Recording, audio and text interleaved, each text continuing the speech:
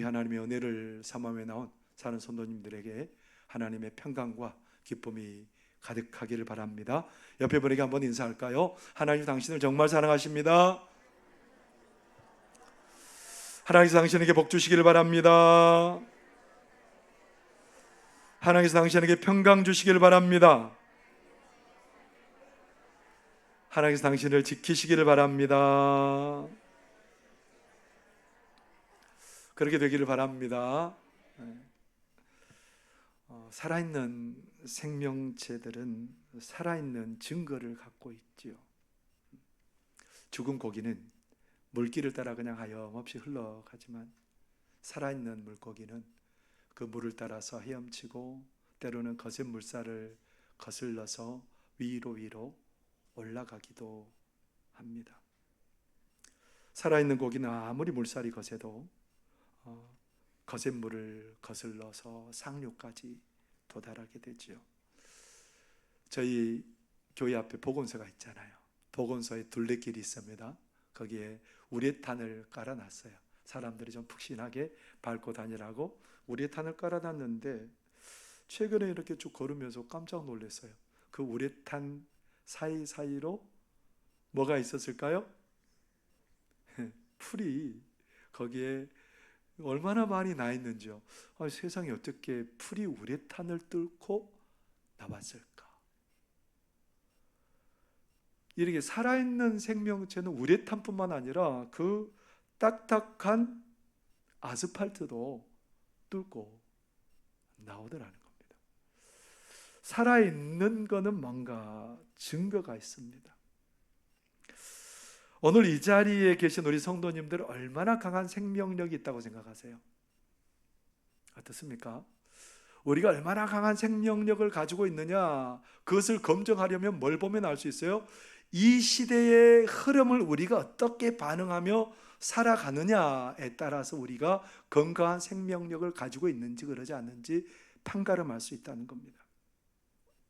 최근에 우리 교회에 경찰들이 왔습니다. 왜 경찰들이 온 줄 아세요? 우리 아이들이 이제 초등학교 아이들하고 중학교 아이들하고 이렇게 어울려 놀다가 뭐 폭력이나 그런 것들이 폭언이나 폭력이 없었어요.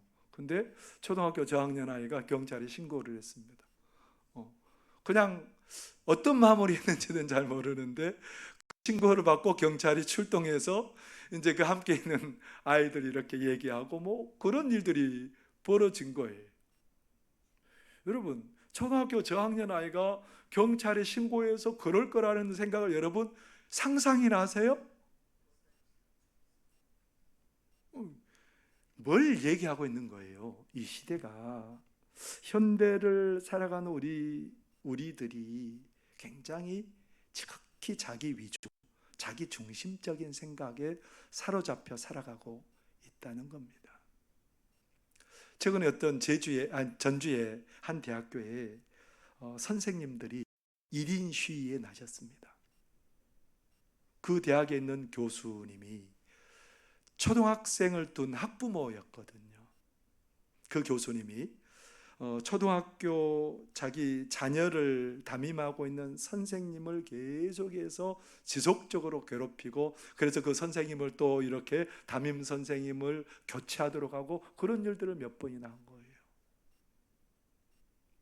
이 사실을 한 선생님들이 그 자녀를 둔 그 교수님 교문 앞에 가서 1인 시위를 계속해서 이어갔답니다.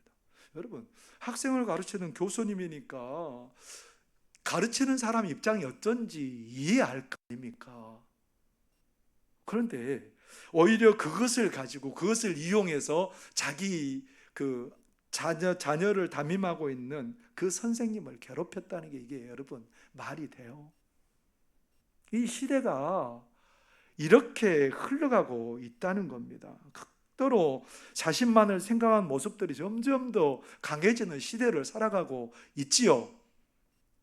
그런데 성경은 이런 시대의 흐름에 대해서 뭐라고 진단하고 있을까요?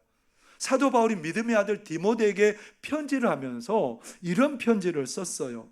디모데후서 3장 1절에서 4절까지 보면 이렇게 기록하고 있습니다. 너는 이것을 알라. 말세에 고통하는 때가 이르러 사람들이 자기를 사랑하며 돈을 사랑하며 자랑하며 교만하며 비방하며 부모를 거역하며 감사하지 아니하며 거룩하지 아니하며 무정하며 원통함을 풀지 아니하며 모함하며 절제하지 못하며 사나우며 선한 것을 좋아하지 아니하며 배신하며 조급하며 자만하며 쾌락을 사랑하기를 하나님 사랑하는 것보다 더하며.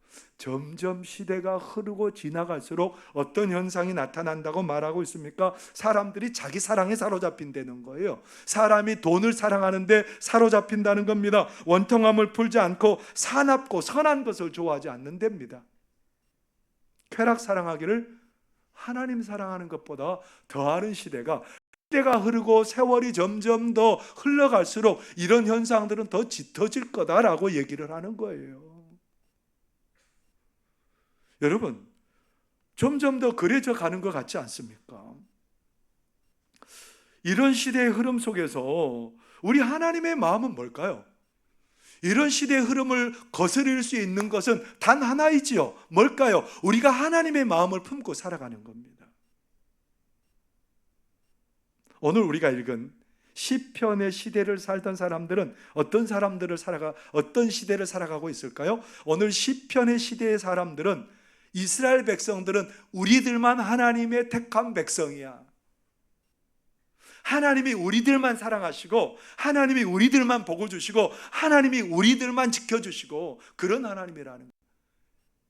여러 이방 나라들은 어떤 나라들이에요? 하나님께서는 그들은 복하고는 상관없는 사람들이고 하나님께서는 그들에게 저주와 심판을 내리시는 하나님이십니다 라고 그렇게 생각을 하고 있었어요.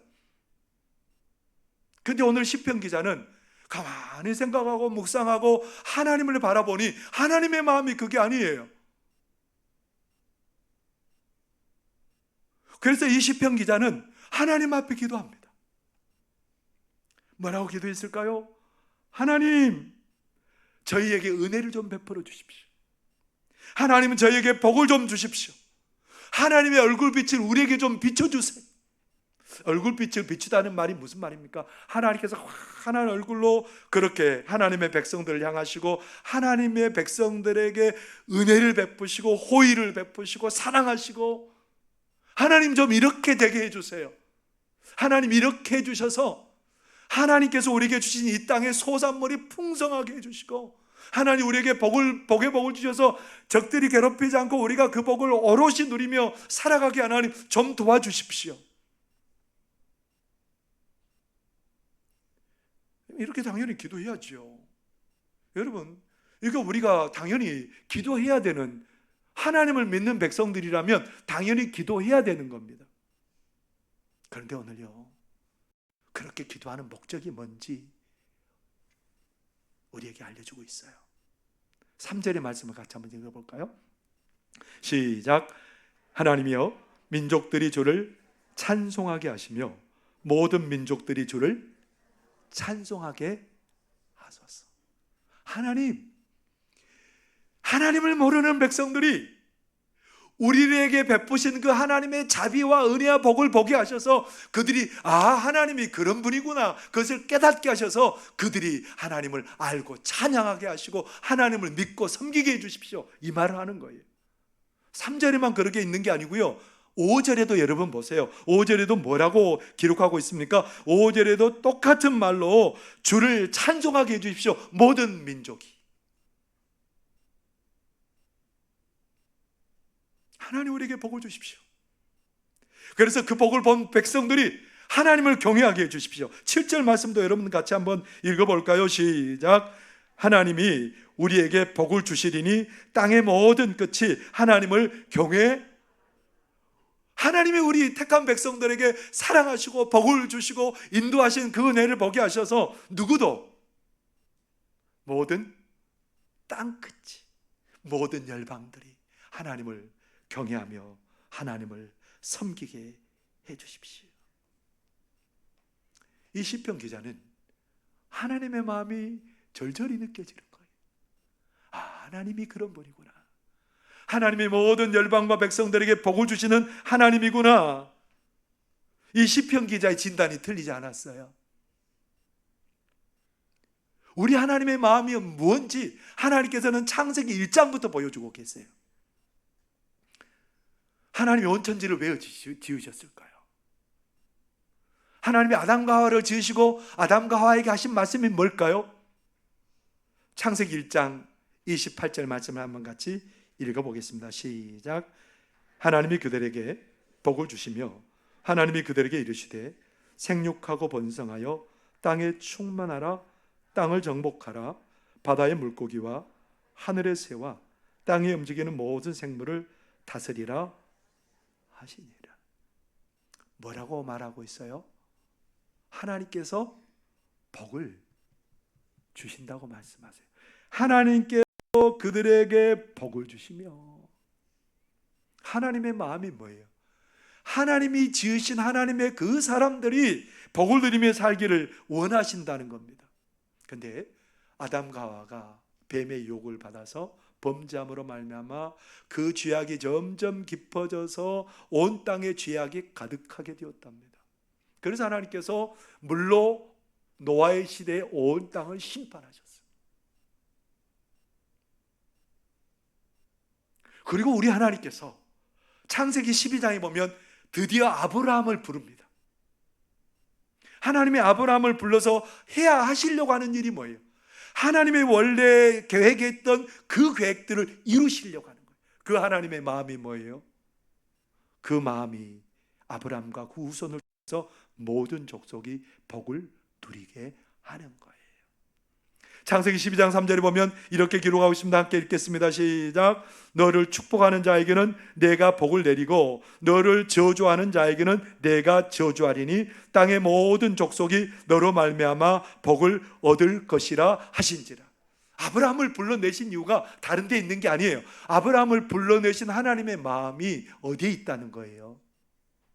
모든 민족이 복을 얻게 하시려고 부르셨다. 하나님께서 이스라엘 백성들을 애굽에서 건져내시고 그리고 이스라엘 백성들을 신의 산에 인도하셨습니다. 구원의 감격이 따뜻하게 아직도 마음에 남아있지요. 그런 그들에게 하나님이 뭐라고 말씀하시고 부탁하셨을까요? 출애굽기 19장 5절에서 6절의 말씀입니다. 함께 읽겠습니다. 시작.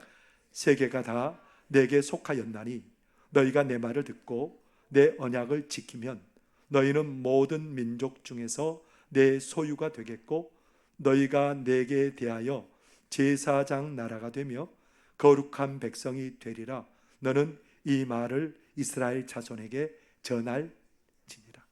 너희는 모든 민족 중에서 내가 택했는데 왜 그러냐면 너희들은 제사장 나라가 되게 해서 모든 민족들을 하나님을 알게 하고 하나님께 돌아오게 하는데 너희들을 사용할 거다라고 말씀하세요. 너희들이 나를 섬기는 나라가 되게 해서 너희들이 섬기는 나를 섬김으로 말미암아 나에게 은혜고 내가 은혜를 베풀고 복을 줄 것이고 그것들을 보고 모든 민족들이 나에게 돌아오게 될 거다. 이게 우리 아버지 하나님의 마음입니다. 우리 하나님께서는 모든 민족을 복되게 하기를 원하세요. 이 말씀을, 이 하나님의 마음을 아는 이 시편 기자는 그래서 오늘 모든 민족이 하나님 찬송하게 해주십시오. 온 땅 끝까지 하나님을 경외하는 나라들이 되게 해주십시오. 그렇게 하나님 앞에 간구하고 있는 겁니다. 하나님께서는 우리 하나님의 마음은 모든 민족이 다 복을 누리기를 원하는 겁니다. 하나님 연합 부르셨습니다. 그 죄악이 가득한 아수리의 수도 니느웨에 죄가 가득하대요. 그래서 요나에게 뭐라고 말하냐면 요나야 거기 가서 심판을 명해라. 심판을 선포해라. 그렇게 해서 가라고 그랬더니 요나가 뭐예요? 아니 하나님 그 아수르에는 망해야 맞죠. 하나님 그거 뭐 제가 왜 갑니까? 아수르는 망해야 된다는 겁니다. 죄악이 가득하고 다른 나라들을 침략하고 자기들이 가진 힘으로 다른 나라를 괴롭히는 그 나라 하나님 망해야 맞죠. 그게 하나님의 공의고 정의잖아요. 그래서 어디로 가버려요? 하나님 저는 몰라요. 그리고 반대로 가버려요. 당연히 그러잖아요. 이 아수르가 건재하고 안 망하면 이스라엘이 위협을 받게 되거든요. 그래서 하나님 저 못 가요. 안 돼요. 그런데 풍랑이 일어나서 물고기 뱃속에 들어가가지고 육지의 터에 낮아서 니느웨 가서 선포합니다. 당신들 곧 죽습니다. 멸망합니다. 3일 길을 가면서 해야 되는데 하루 길만 가다가 너네들 제발 망해라. 요나의 마음이에요. 제발 좀 망해라. 근데 그들이 하루 길 가면서 선포했는데 왕으로부터 짐승의 이리까지 베옷을 입고 금식하면서 회개했어요. 그래도 하나님이 나를 거짓말하는 거짓말쟁이 안 만드시겠지 하고 하나님을 믿는 마음으로 이제 언덕에 올라가 가지고 언제입니까? 하나님 곧 이 악한 니느웨를 하나님 무너뜨리시겠죠. 그런데 아무리 기다려도 안 해요. 하나님께 항변했습니다. 하나님, 왜 나를 거짓말쟁이 만드시는데요? 그때 하나님께서 요나에게 이렇게 말씀하세요. 요나서 4장 11절의 말씀입니다. 하물며 이 큰 성읍 니느웨에는 좌우를 분별하지 못하는 자가 12만여 명이요 가축도 많이 있나니 내가 어찌 아끼지 아니하겠느냐 하시니라. 내가 어찌 그들을 아끼지 않겠냐. 근데 여러분, 요나서가 끝이 이렇게 마무리가 돼요. 아니 마무리를 하려면 잘 마무리하지. 뭐라고 마무리해요? 이렇게 해서 요나서를 마무리하고 있어요. 뭘 호소하고 싶은 거예요? 내 마음 좀 알아줘. 모든 열방을 복되게 하기를 원하는 내 마음 좀 헤아려 주라. 여러분, 우리 하나님의 그 마음이 없었으면 우리 여기 없어요. 우리 하나님의 그 마음이 없었으면 우리는 여기에 있을 만한 사람들이 아니지요. 하나님의 그 마음이 있기 때문에 우리가 오늘 여기서 하나님을 예배하고 하나님을 찬양하고 있는 거지요. 여러분, 하나님의 마음대로 모든 사람을 복되게 하기를 원하는 그런 게 뭘까요? 어떻게 해야 그렇게 될까요? 사람들이 지멋대로 살도록 그렇게 도와주는 게 사람들을 복되게 하는 걸까요? 아니면 사람들에게 필요한 것들을 다 공급해 줘서 그들이 부족함 없이 살게 하는 게 사람들을 복되게 하는 걸까요? 뭐가 사람들을 복되게 하는 거라고 생각합니까? 모든 사람들이 모든 것들을 다 해줘서 다 누리고 부족함이 없다고 할지라도 그들은 끝내 망하게 되어 있어요. 죄와 사망의 권세를 이길 수가 없습니다. 모든 사람은 아무리 해도 끝내 패하게 되어 있습니다. 뭐에 패하게 되어 있어요? 죄와 사망의 권세에 절대적으로 필패하게 되어 있습니다. 근데 이것을 승리로 바꿔주는 것이 복이잖아요. 영원히 지는 이 싸움을 승리하도록 바꿔주는 게 복이지 않겠어요? 그게 뭘까요? 복음이죠. 예수님을 전함으로 말미암아 예수 그리스도를 믿음으로 말미암아 하나님의 자녀되고 하나님의 놀라운 복을 영원토록 누리게 한다는 것, 이 세계를 맛보고 경험하게 하는 것이야말로 그들을 가장 복되게 하는 하나님의 마음을 이루는 일이지 않겠어요? 예수님께서 비유를 누가복음 14장에 비유를 해주십니다. 어떤 사람이 잔치를 배설했어요. 아마 굉장히 부자인 것 같습니다. 그런데 성경에 보면 뭐라고 기록하냐면 이 사람이 잔치를 배설했는데 많은 사람을 초청했답니다.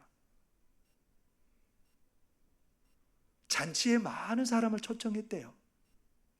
여러분, 초청할 때 내일 잔치인데 2, 3일 남겨놓고 초청하는 일은 없잖아요.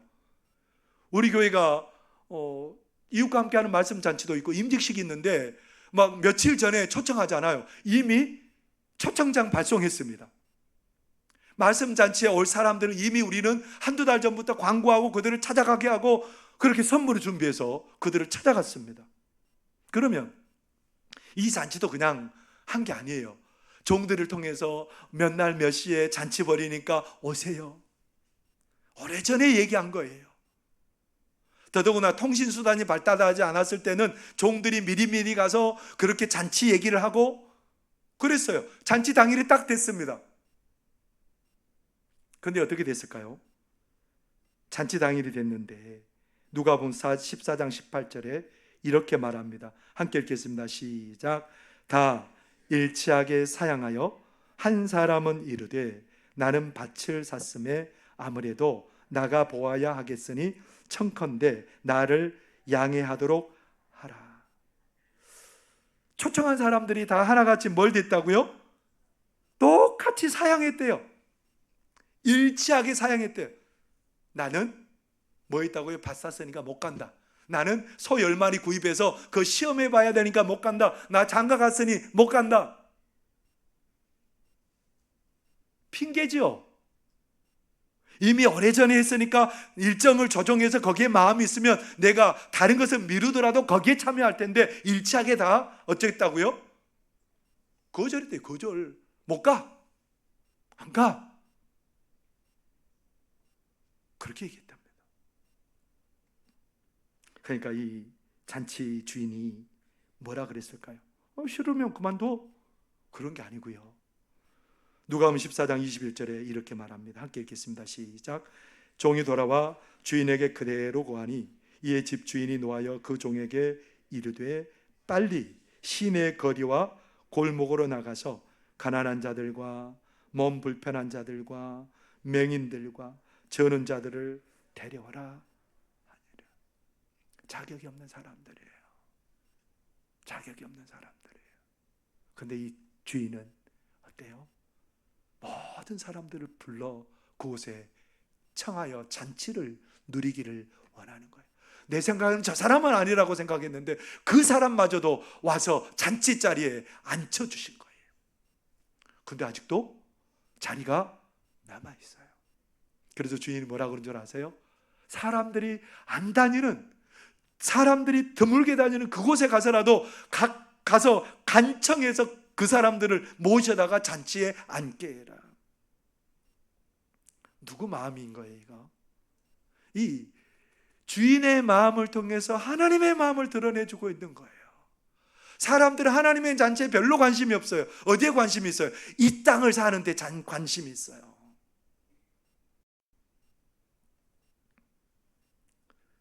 우리 하나님의 잔치 자리가 어떤 자리인데요? 영원한 자리예요.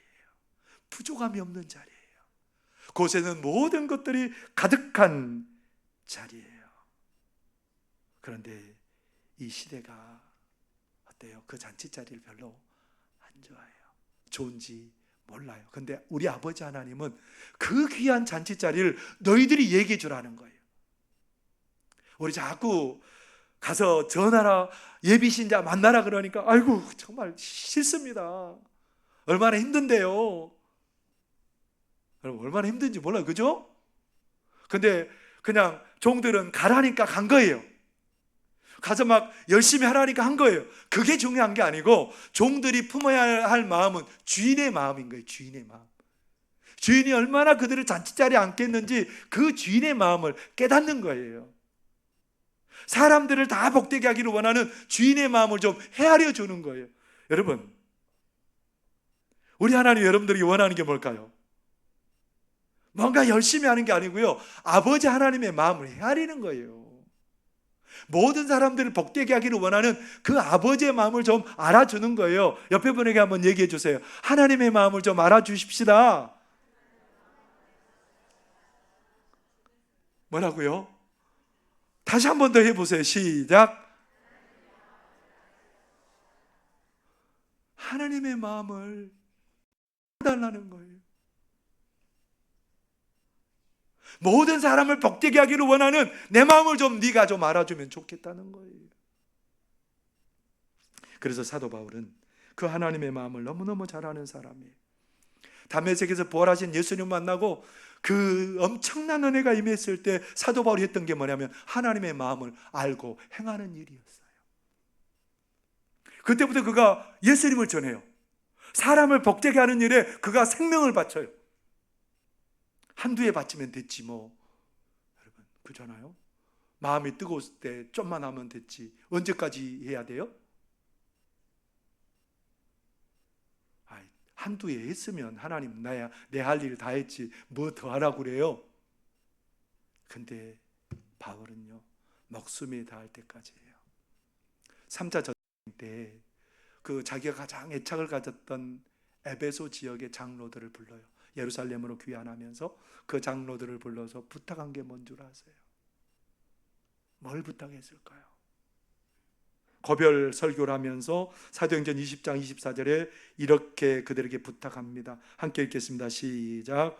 내가 달려갈 길과 주 예수께 받은 사명 곧 하나님의 은혜의 복음을 증언하는 일을 마치려 하면은 나의 생명조차 조금도 귀한 것으로 여기지 아니하노라.